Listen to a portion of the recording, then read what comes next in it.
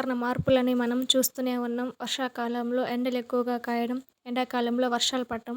అలాగే వర్షాకాలం వచ్చేసిందంటే చాలామందికి ఎటువంటి ఆహార పదార్థాలను తీసుకోవాలో వారికి తెలియదు. చాలామంది చాలా రకాలైనటువంటి వర్క్స్‌పై బయటెళ్ళిపోతూ ఉంటారు. వాళ్ళ జీవన ఆధారం అదే కాబట్టి. అంతేకాకుండా కోటి విద్యలు కూటి కొరకే అని పెద్దలు ఊరికే అనలేదు. మరి వర్షాకాలంలో ఎటువంటి కూరగాయలను, ఆకుకూరలను తీసుకోవాలి, ఎటువంటి కూరగాయలను, ఆకుకూరలు తీసుకోకూడదు అనేది మనం ఖచ్చితంగా తెలుసుకోవాలి. దీనివల్లే మనకు అనారోగ్య సమస్యలు తలెత్తుతూ ఉంటాయి.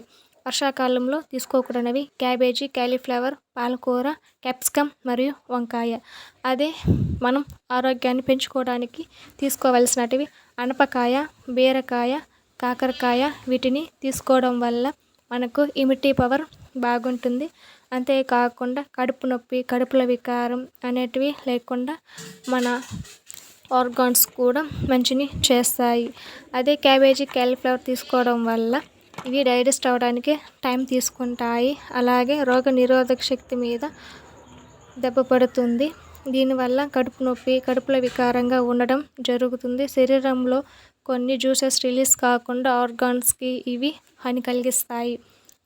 మనము ఇలాంటి ఆరోగ్య విషయాలను జాగ్రత్త చేసుకోవడం వల్లనే మనం ఆరోగ్యవంతంగా ఉండడానికి అవకాశం ఉంటుంది.